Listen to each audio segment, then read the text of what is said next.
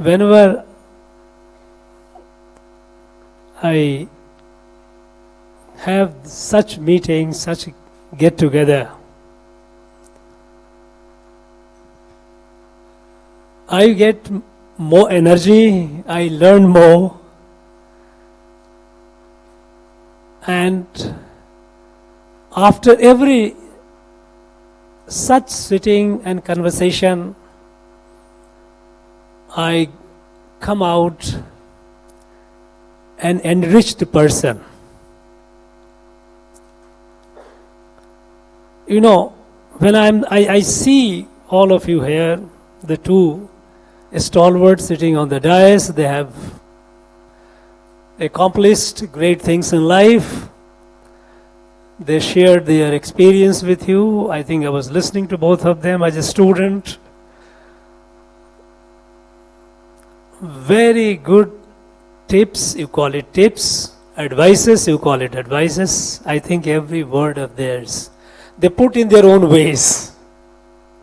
One on a bit serious note, other one with a fairly sumptuous touch of humor. But both were very, very pithy. At the beginning, Bharati ji gave a short talk. She told a number of things.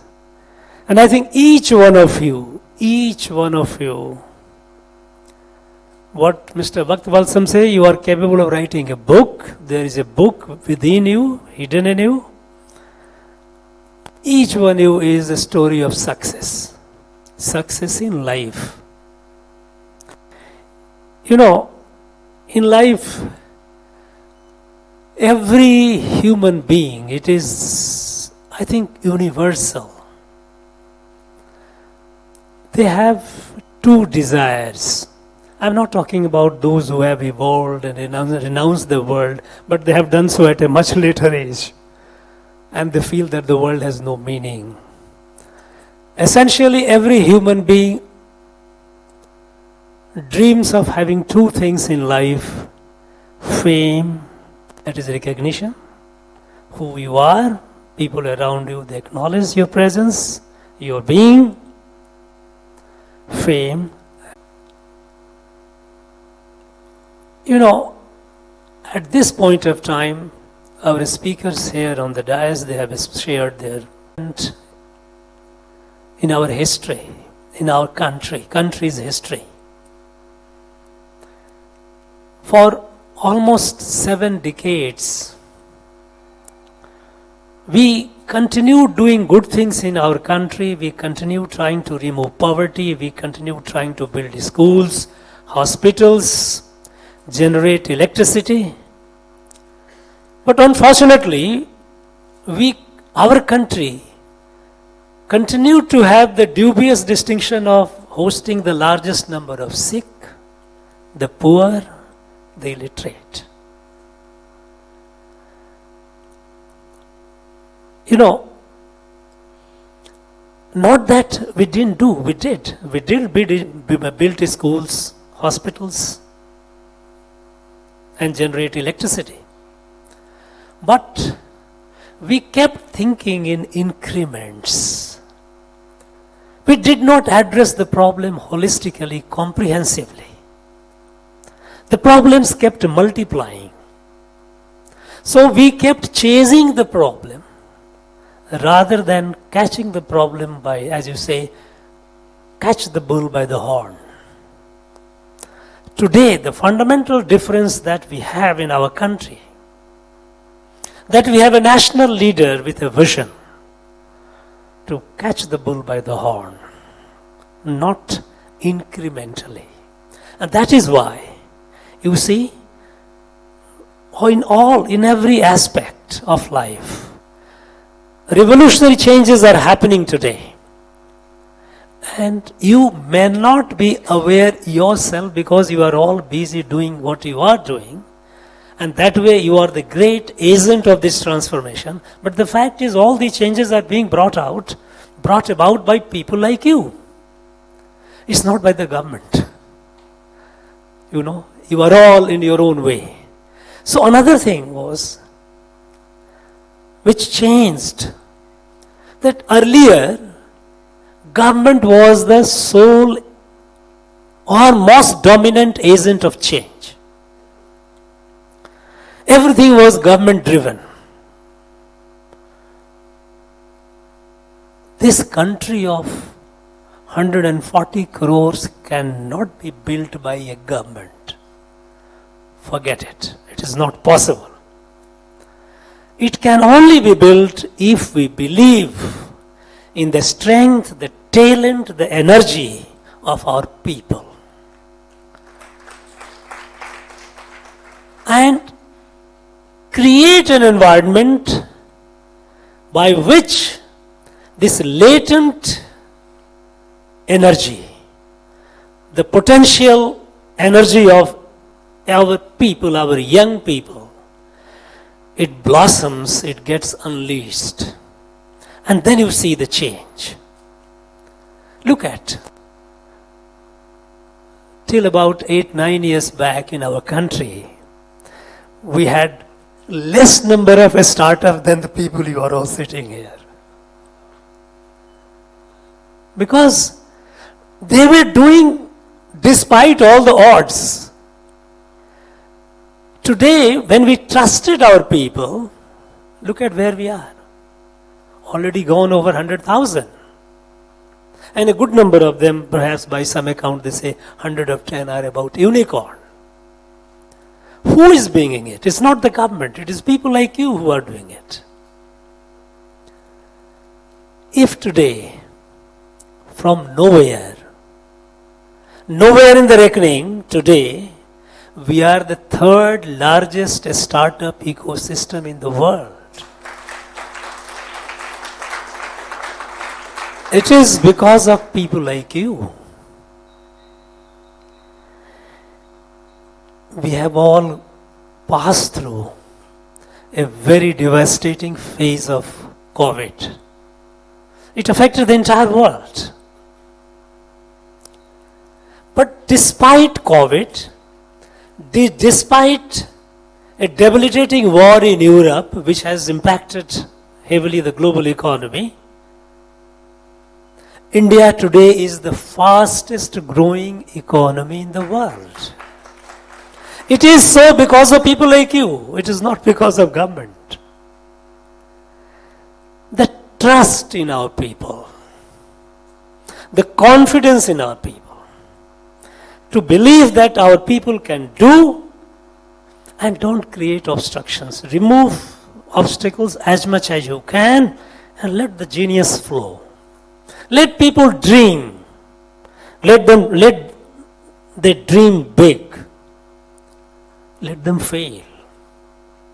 Failure is nothing very new. Everyone has failed. You heard Mr. Subramaniam said he has failed many times. You heard Mr. Bhaktavatsam. I have failed multiple times. Not once, twice, thrice, several times.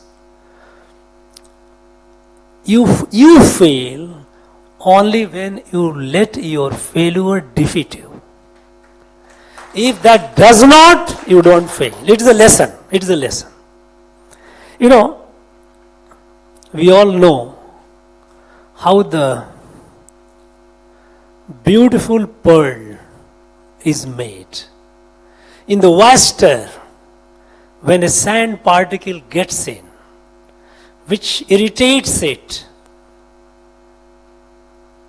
which creates so much of discomfort, it often creates an existential crisis for that oyster. It secretes something that turns out to be pearl. The pearl is a product of discomfort. Pearl is a product of resistance. Pearl is a product of a strong urge to overcome. That is a success. That is how success is achieved, and you have all achieved it. You don't need a lesson from me. You are not novice, you are not someone who's a student just. But then at this point of time, when I look at you, when the nation looks at you, we would like, in fact, I would like, the country would like you to believe one thing, that you are not just a startup, you are not just a corporate executive, you are not something who are doing something new, just something new and worthwhile. You should realize that you are our national asset, each one of you. And whatever you do, which you are doing, keep that in mind, that it is your contribution that is going to build the nation. And we have a long journey. This country of 140 crores cannot remain at the margin of world affairs, cannot be looked down upon by others as if just a one populous country. The countries which were way behind us, they have left us way behind. We know at one point China was behind us, and we know where they are today.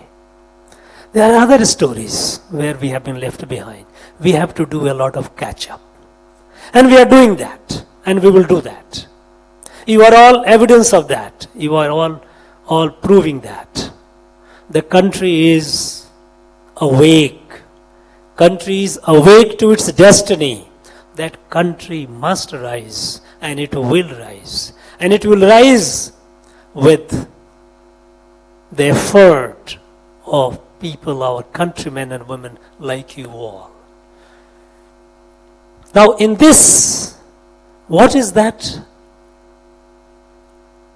I can offer, I can suggest? I would like to urge upon you all that while you are doing what you are doing and doing wonderfully well, and the country is rising,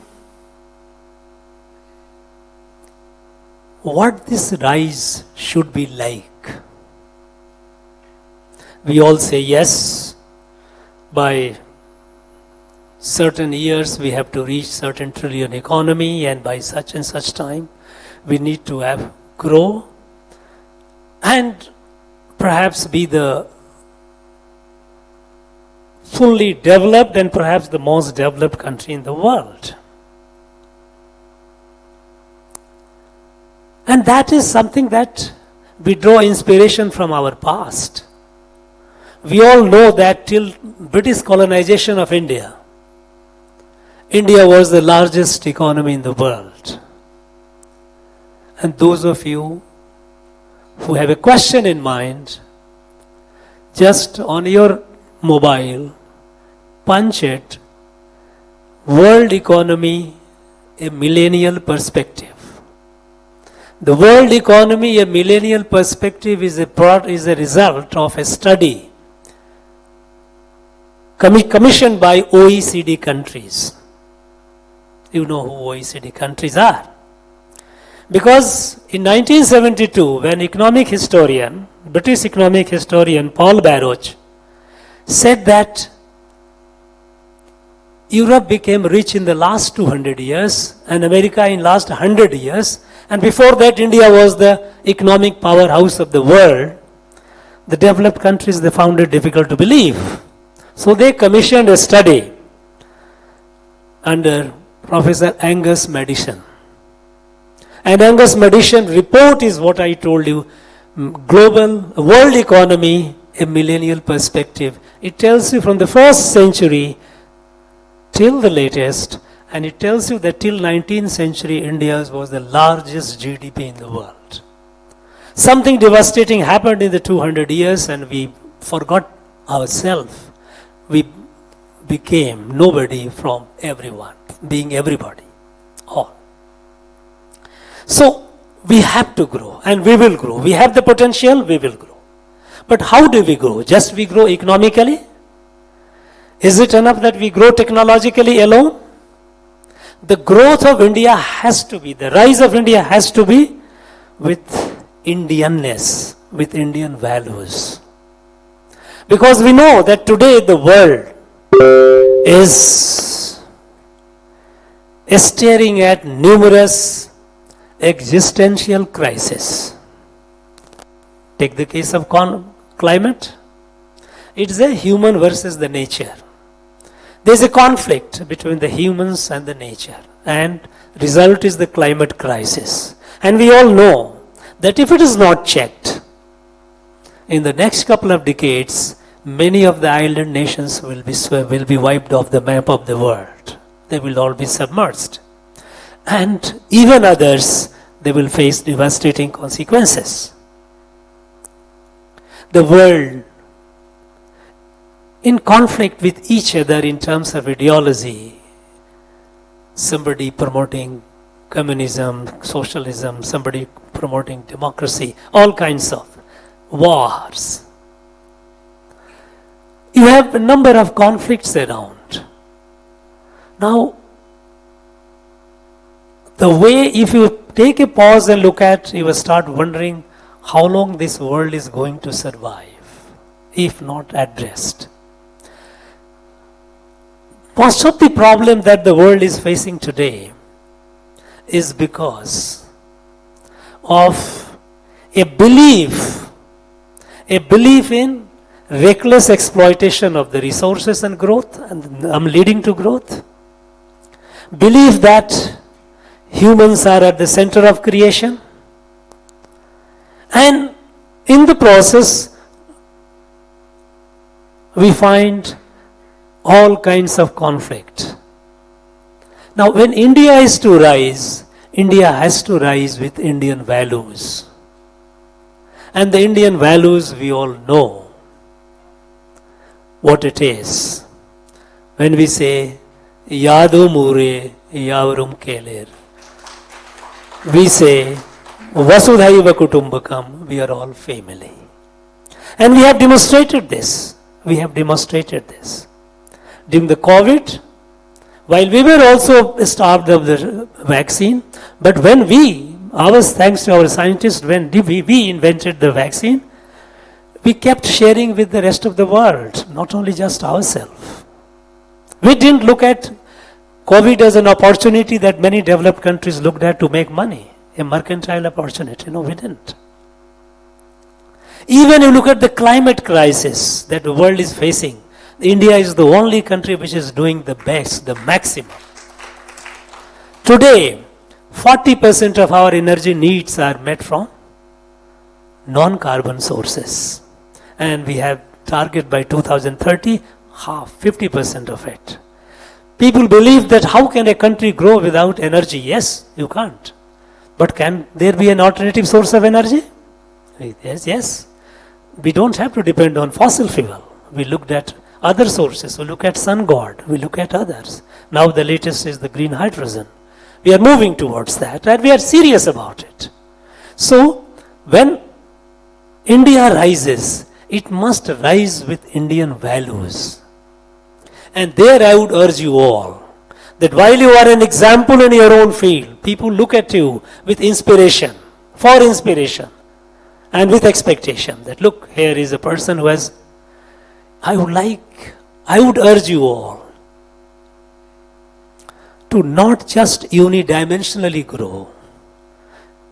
You must grow with our values. And what are those values? You know, we have always believed, that is our Indian system of knowledge, that every one of us, every human being has three aspects of the personality. Physical, intellectual, and spiritual. The physical is very obvious.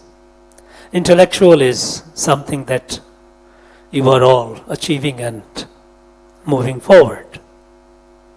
But at the same time, a spiritual also is needed. And what is a spiritual when I say?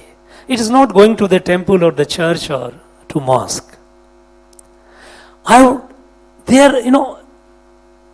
people, thousands of years back, they have given us the wisdom, that wisdom is to be reflected, is to be thought. When we say that world is a family, when we say Yadumure Yavarum Kelir, when we say, how deeply we appreciate it, how deeply we how deeply have we internalized it? Now go to the beach. You go to the beach. We all go. We all enjoy. Waves coming, waves going. Take a pause. Look at the waves. Each wave, before the wave is formed, where was it? And after the waves has hit the shore, again it merges in the ocean. Does it have a lesson for us? Does it say that all the waves, which look like all the waves, they are waves, but essentially they are all ocean. We all are different. We look different. But we all have been born out of the same earth. We have been sustained by the same earth, the same food, the water, the air that the earth gives. Whether humans, the animals, the plants. That sense of oneness. This is Bharatiya Adhyatma. This is Indian spirituality. When we say that yes, the world is a family, we are all part of a family. This is in our DNA, but this has to be appreciated. And this I would expect, I would urge all of you, when you grow, which you are growing, be an example, not only for your economic or entrepreneurial scale or economic achievement, but also for the fact that you are a model to be looked upon, who radiates the Indian values in day-to-day life. Today, in the age of this modernity, the institution which is most severely at threat is the institution of family. You know, the family. Family is not just husband, wife and children. Family includes others also, those who gave birth to us. It's not only the one, my spouse and this, but my parents. India is known for the wealth. Indian society has evolved around families. Today our families structure under strain. First, we started thinking that perhaps because of the job profile, people have to move away. What to do? After all, I have to earn a living, I am moving out. So I have to leave my parents, I cannot. But today we all know, we see that in the same city, in the same town, parents are living somewhere, children are living somewhere else. So that logic of workplace being different is not valid. Somehow, everyone likes to have so much freedom as to exclude the parents. Now, is it something that is we should be proud of? I think this is Western values, which gives too much emphasis on individuals and individualism.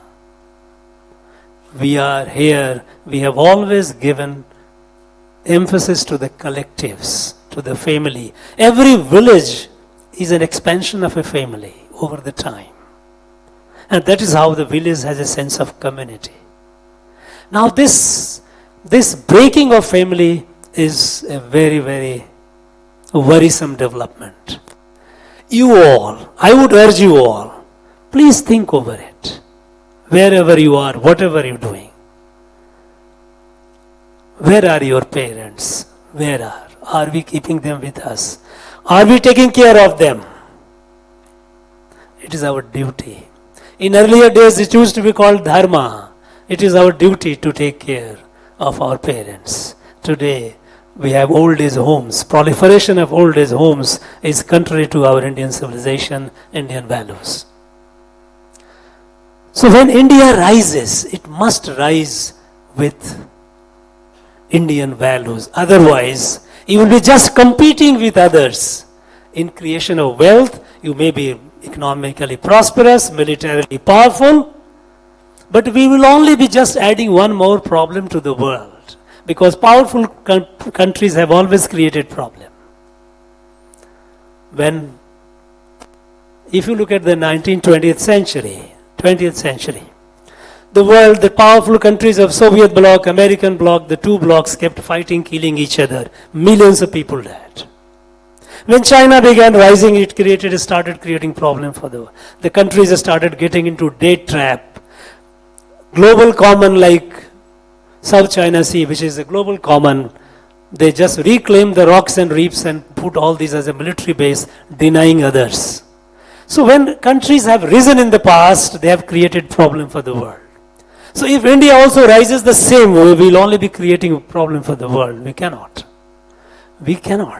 So we rise only, if we rise only with our Indian values that begins with our family, begins with our parents, begins with our society, begins looking at each other. When I said a sense of oneness, that is where I said we are looking at somewhere in the back of our mind, we are all ocean. What we see today are all waves, individual waves. All these waves will finally merge into the same ocean.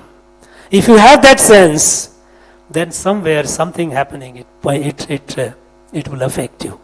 Some time back I was in Vadalur. I attended a function of great Saint Vallalar. I heard a beautiful saying of Vallalar, which actually touched me deep. He says there, Vaadiya pairai kand paludellam vaadi nain. If I see a lane, a grass wilting, it wilts my heart. That connect. This is our sense. With this sense, you cannot do harm to other. With this sense, you are not an island. You are a part of a larger whole. And that is why when the current in India, currently we are holding the presidency of G20, the motto is what? Vasudhaiva Kutumbakam, Yadumure, Yavarum Kelir. One world, one family, one future. It's not a shared future, one future. It's not the question of sharing, we are all one. With that sense, when India, and that is why, when India is rising, the world is looking at India with expectation. Today, the world is looking at India with expectation to solve the problem of the world. And this change in the global outlook towards India has happened not because of government of India. It has happened because the people like you have been building this country in a way that has given a quantum rise in its profile. So the world, we are rising with that sense, and that is what we need to continue rising. That is what, as far as the technical inputs or tips experts have given you, you will all be sharing yourself, among yourself. I would also like to urge one thing to you all, those of you who have assembled. Remain connected with each other. Kudumbam. This is our value. When I say family, it is Kudumbam. Can this gathering of 200 and odd, smart, high achievers, can it be a family? If it can be a family, remain connected. Nothing. It is a force multiplier. It gives you so much. Remain connected with each other. Friends, sometimes my wife tells me that you talk too much. I would like to stop. I would like to, because it's supposed to be interaction, but I thought let me share something. So I would like to, hear. If you have something to ask, I will try my best. Please. Just a gentle reminder, I request you all to please raise your hands and ask questions. Thank you. Good afternoon, His Excellency. Bhaktavalacham sir, I love you for what you are. You are an amazing soul. I love you.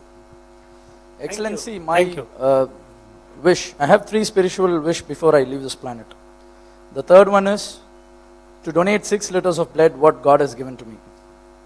The second one is to give out the oxygen what God has given to me by building trees.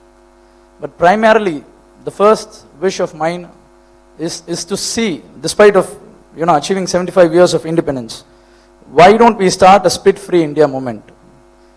We at 75 years of independence, my heart burns when I see people spitting on road, both the educated and uneducated. So as a family, and since you are in power, and since I as a single man cannot bring this change, but can I see before I leave this planet that my country, my planet is saved by this thing, which I feel is not the right way to treat our mother nature. So please guide us, or let's start a movement at least for spit-free Tamil Nadu, and later on we can move it to India. I would like your support for this noble cause. Thank you. A spit-free India. No, he has a very valid point. My friend, on 2nd of October 2014, when Prime Minister picked up the broom as for the Clean India, Swachh Bharat, Clean India, and started a campaign to have toilets in every house so that we don't have to have the ignominy of or dubious distinction of being the largest open defecation country, openly defecating country. At the time, not long ago, just about less than 9 years ago, nearly 60% of our country used to go for open defecation. You drive a car on the highway, morning and evening, and you see the sight. Everyone thought at that point of time when the Prime Minister said, yes, Swachh Bharat, Clean India, and toilet in every house, every institution, people thought, what nonsense? Because to them it appeared trivial. They said it's a cultural issue. Do whatever. People will go out in the field, pick up the bottle and go out in the field. But look at where we are today. We have achieved it in just a few years. By 2019, this country became open defecation free. Now, at that point of time, when it was launched, there were many skeptics. But it is achieved. And how it is achieved? Not by Prime Minister or by the government, but by involving the people, by making it a mass movement. So when you said before you leave the planet, first of all, we never leave the planet. We are part of it. I just said we are waves, we merge into that. So we will never leave the planet. I don't think we can ever. But before, we were in a figurative sense that you have talked about, I think it is not such an incredible target. And in this cleanliness drive, who all have played a very, very, very important role? If you ask me, it is the small kids. They are the one, school-going children have been raising issues with the parents. Don't do this. Moving car, I have seen people throwing plastic or paper or waste. Children, their daughters and son, a young one, oh, Papa, don't do it. What are you doing? Now this change in the thinking that has gone to our young generation, I am confident that soon we will be, long before the day comes when a wave meets the ocean, it will be done. I am sure it will be. Thank you.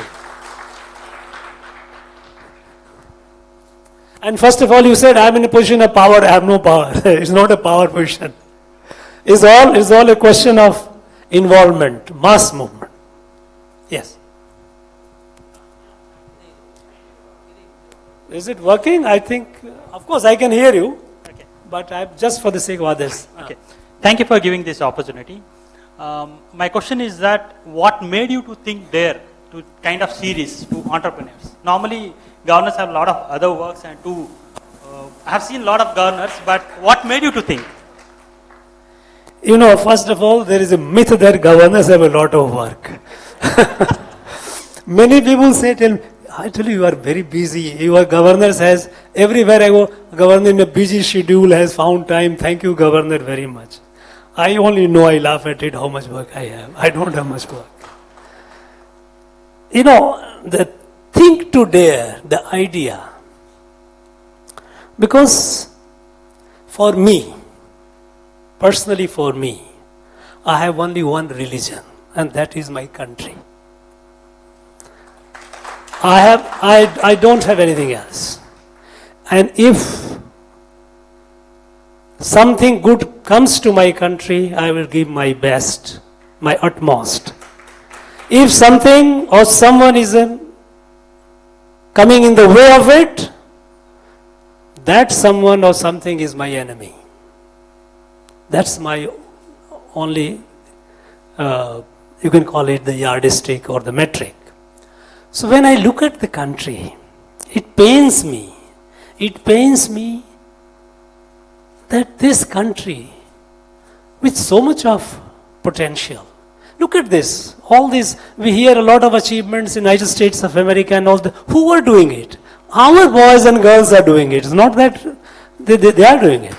Many of them are incapable of even doing simple calculation. You go to a bus station or railway station and ask for a ticket. If you don't give the exact amount, the person on the counter will have a difficulty in giving you. Sometime back, I have experienced. We are traveling 5 people, 5 persons together, put this money. No, give one by one. They cannot calculate. So these achievements are being done by our people. And look at where we are. Everyone takes us for a ride. Everyone is starts sermonizing. India must do that, India must do this. I think this is something which deeply hurt me, it pains me. This country deserves a much better position, much better fate. And for this to happen, you know, I think it was Mr. Bhakt Vatsalam, he was showing some slides where he says, brain American, heart Indian. This is what Swami Vivekananda said. Swami Vivekananda said he dreams of India. He was also pained. He was deeply pained at the fact, the plight in which the country was. He said that, look, India should be a country whose muscles are made of steel, whose sinews are of iron, but whose heart is Indian, Vedantic, in our Indian Bharatiya Adhyatma, where we believe that we are all a part of a family. Now this is possible only when you are strong.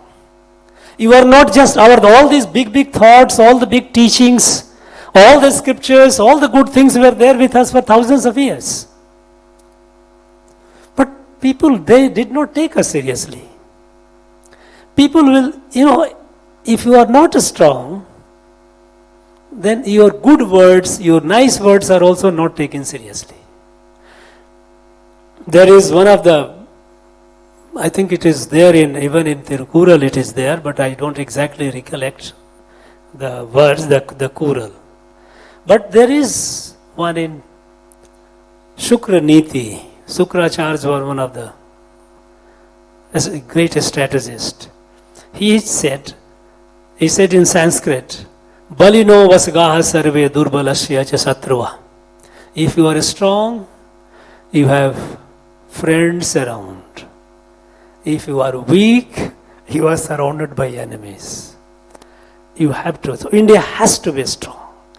And For that, it will happen only when people, the young, those who can dare to think to dare, think to dare. They must think and do something which has not been done before, which ordinary people would not think of. Audacity to dream big. And there when I see, it gives me a lot of energy, a lot of strength, a lot of hope. Thank you. 1 second, there's a lady who would like to ask a question, if you don't mind, please. Okay, you will. Yeah. Give her the mic. Thank you, sir. I'm Kripa. I'm Senior Manager HR Business Partner from NIDAC. So, sir, I'd like to ask upon, some gentleman has said spitting on the road, that burns his heart. So even if I look at the country, I feel, we are still underdeveloping, not a developed country, developing country. The same stories goes from the grandfather, great-grandfather, and I do not want to pass on the status to my children or to my grandchildren. So we wanted to hear from you, how could we change the status quo? Because I'm damn sure that we have a lot of dare to think people here, and if you could give us your insights, probably a thought-provoking that can make us unite and we can move towards that. So a piece of advice from you, sir, how we can change a developed nation like other leading countries. Thank you. First of all, you said you don't want to pass it on to your children. And I salute you for your dream, for your desire. I can assure you, it's my strong feeling within, which I can feel and I know, we will be a developed country soon. The country has set the target by 2047, what is called Amrit Kal, India will be a developed country. Now, what the story we heard from our grandfather and our father, today is not the repeat of that story. Today, we are scripting a new story of India. How we are scripting? Let me give you a snapshot. Simple. Our fathers, or even to say, I won't say I'm pretty, I have many years behind me, I am not so young. Even in the way, people of my age, could they have dreamt that India, the pavement, the one who sells the vegetables, will use a digital device? Digital payment. Today, India is the most digitalized country in the world. Today, the 40% of the digital transaction in the world per day happens in India. People thought at the time when the Digital India program was launched, people started saying, what is this? They didn't believe. Today you travel, I'm sure when you travel in a taxi, the taxi driver is comfortable, he is not happy receiving your cash. Make him a payment on either Google Pay, UPA, whatever you do it. He is very happy. So is the case. Now, imagine, such a large country, so much digitalized. Take the case of, let us say, healthcare.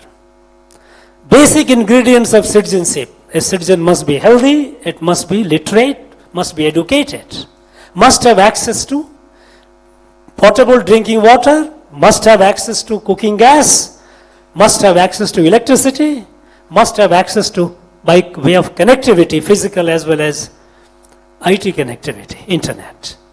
Where are we today?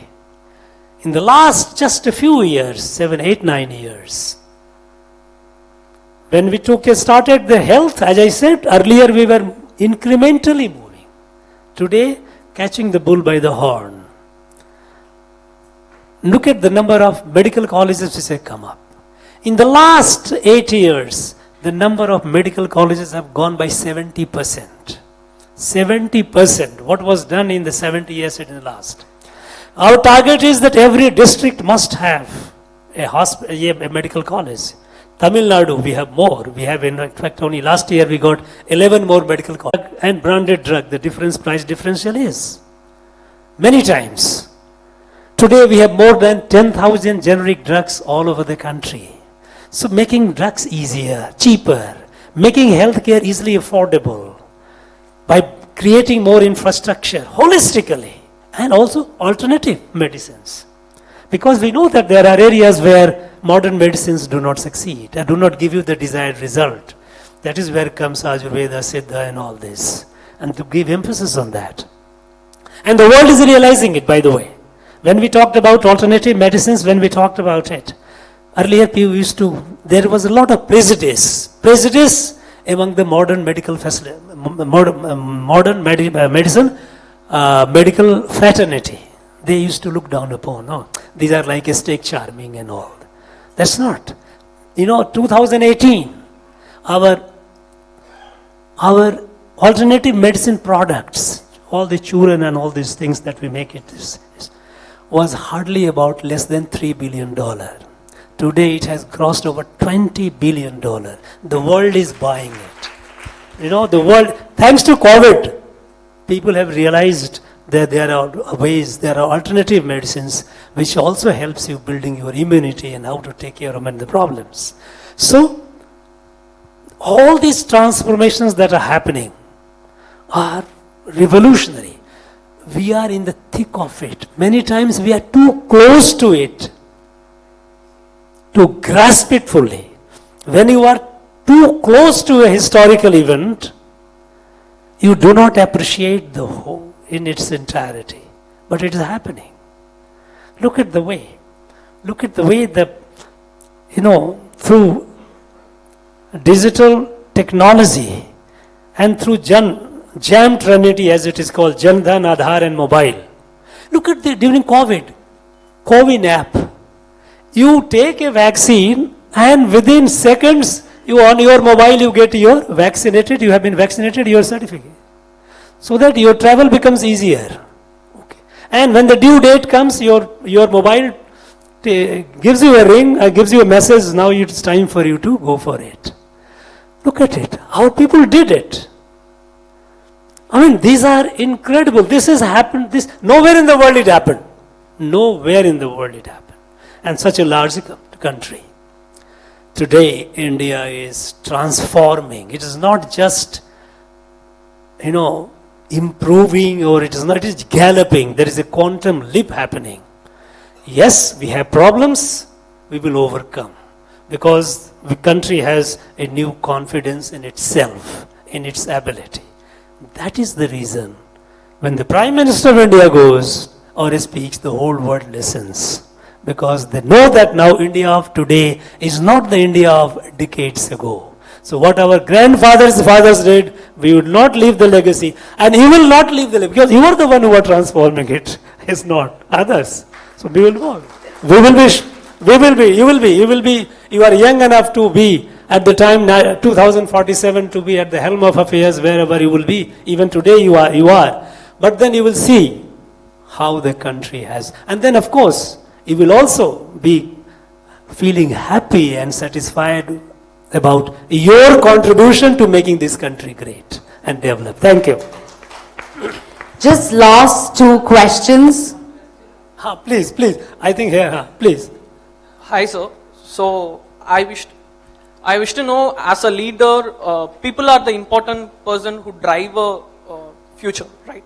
So as a leader, how you manage to understand the minds of people, how you get to know the minds of people, what they are thinking. And being an entrepreneur, it is an important skill that everyone must learn, the people management.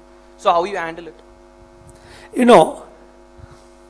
First of all, I don't have a magic or that formula to get into what you are thinking. But I tell you one thing. At a human level, it's not difficult to connect. Even, before the language, the spoken language, written language came into being, we communicated through sign language, body language. And today, you yourself might be seeing in your life someone with a smile on the face, but there is no brightness in the eyes. You can see their smile is a fictitious smile. It is not a genuine smile. So still the body language is something that if you are sensitive to that, it connects you. When you are walking on the pavement and see a dog lying, by the looking at the dog, you can make out whether pass close by or be away. Look at the communication, body language communication. You know that, no, there is something wrong with this. Perhaps it is better to keep a distance.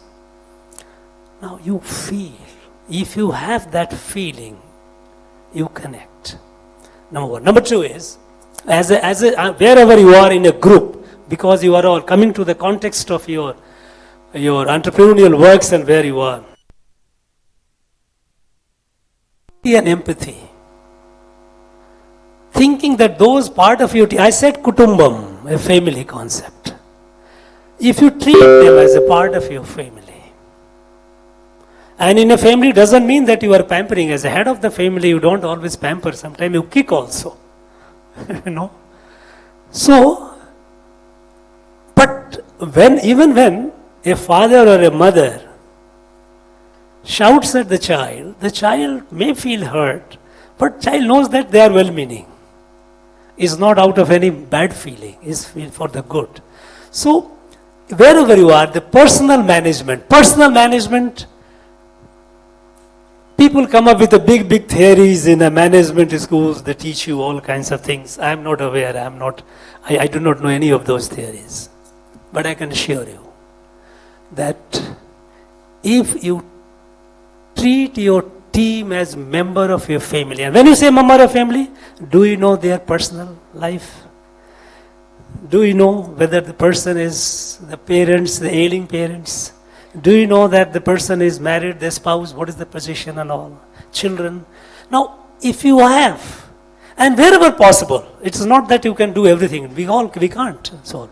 But wherever possible, the fact that you are concerned, it gives you. I tell you a small illustration from when I was very young at the time. I was SP of a district way back in 1985. 85, long before you were born. There was a massive situation, law and order situation. A lot of women and children I was in Kerala, there. They had come for some function, temple festival. But something went wrong. And people turned violent. A set of people turned violent. Immediately the mob, it got into a mob. And they started attacking the policemen. All kinds. Now, by the time it started, I reached the place. And I saw it. I had about 1,000 policemen. All armed.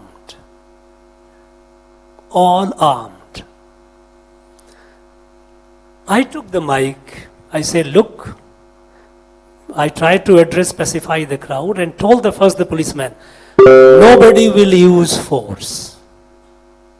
Nobody will use force because if you use force, the women, children, they will be the victim. I say, we cannot soil our hand with the blood of the innocent. Today is the day when we will receive the beating. Receive it. We will not spare the guilt, those who are troublemakers, but nobody will use. I have seen, I myself suffered knee bone fracture. I have seen the cops, soda water bottle throwing and hitting on the head, the person falling. I had more than 70 of my policemen suffered grievous fracture, bone fracture. And they all obeyed me. Believe me, they all obeyed me. Without questioning it. Because I knew that if I use the force, the victims will be innocent people. No, we will. We controlled it without using force. Of course, it is different matter that the next day, a large number of elder people from that area, they came weeping, sir, our people have done a very bad thing for you. We are very ashamed of it. But I had to carry my corpse, injured corpse, lifting in the vehicle and taking to hospital. But the trust that policeman had in me, that yes, if this man says, don't do it, we will not do it. That comes not with authority. That doesn't come with power, that I am your boss. Nobody listens. When it comes to a critical situation, people will desert you, invariably. Only when they look at you and trust you. So, I think perhaps the most credible lesson in personal management is perhaps to have the connect, understand, take the team as a family and treat them as such. They will deliver you the best. Nothing like it. Thank you. Sir, mine is a request. Looking at you as a police officer, you're maintaining your body weight perfect. We see very rare police officers who can maintain that kind of ideal body weight. And I think it has come from some sadhana that you've done. Maybe yoga, maybe, I don't know what kind of things that you've done. Now, a lot of people here are talking about money, talking about entrepreneurship, talking about all the big things. But the small thing like getting up in the morning, doing a sadhana for themselves to get clarity of thought, to be a little bit more disciplined, and to go towards life earlier in the morning. My son is here, and I'm talking right in front of you. Very good business person, but his day starts at 11:30, because the day ends the previous night at 2, 3. That's become the culture of most of these boys here, and the young girls also. So I request you, as the governor of the state, to kindly promote yoga and whatever little bit of body disciplines that you can teach in front of Bhaktavasalam Dr. Garu. He knows the kind of young people who are coming with all kinds of nonsense ailments, all because they're neglecting a very important part of their career. And you as a governor, sir, kindly help us, because we are a volunteer team. We're teaching free yoga. We're teaching free pranayama in all the parks of Chennai. But we have a huge opposition from many areas. So you as our savior, kindly help us to establish these free yoga centers, encourage colleges, help us to enter colleges and teach them what is more important than just entrepreneurship. It's about building their body also, sir. Thank you. You have raised the issue, you have elaborated, and I think everyone has heard it. Thank you very much for it. I mentioned about the fact that each individual has 3 aspects of the personality: physical, intellectual, and spiritual. The physical, each one is important. For your holistic growth,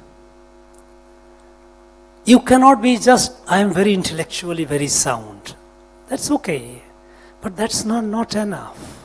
Somewhere you are stunted. So the physical part is equally important. And, I have learned in my life that you don't achieve anything worthwhile if you do not have self-discipline. Self-discipline, self-confidence, and willingness and capacity to work hard. Now, self-discipline is what? You said about yoga. Yes. Please sit down, ma'am. Please sit down. Yoga, in fact, in my own personal life, one thing which has been a regular part of my life is about 1 hour 15 minutes I devote in the morning on yoga and pranayama. Unless I am traveling and not in a position, this is a part of my life. And at least so far it has kept me in good shape. I think hopefully it will keep me in future also. But when we say yoga, Yoga is not just about doing asanas and pranayam. We have Ashtanga Yoga. And Ashtanga Yoga starts with Yam, Niyam, Asana, Pranayam, Pratyahar, Dharana, Dhyan, Samadhi. Also, the fact that being moderate in your eating, that's important. Time management, okay? Sometimes we also tell ourselves, I am very busy, so I cannot sleep till 2 o'clock in the night. I can understand, I sympathize with those of our people, those who are working with the companies abroad in the West, their time difference is such they have to be awake. But in normal course, I think that sense of self-discipline, it is needed. As I have urged you all that you are all a great achiever, you have all made a name for yourself. And in future you will have many more heights to climb, you will climb. I wish you all the best. But don't ignore your health, because there is a saying in our old books, Sarir Madhyam Khalu Dharma Sadhanam. Sarir Madhyam Khalu Dharma Sadhanam. Body is the medium for doing everything. They call it all your duties. Whatever you do, your duty to yourself, duty to your parents, duty to your children, duty to your spouse, duty to the society, only through the body. So, Sarir Madhyam Khalu Dharma Sadhanam, this body must be adequately addressed. And I think this is something, a small thing in life. Like, I have insisted even on my children, and that is what I do. In the morning when I get up, I do my bed. I don't leave my bed to be done by somebody else. I clean my bed. Simple thing. I don't necessarily have to say that everyone has to follow me, but it gives me a sense of satisfaction when in the evening I go and I see my bed, which is, I have done it, comfortable. So this small thing, it matters. Thank you.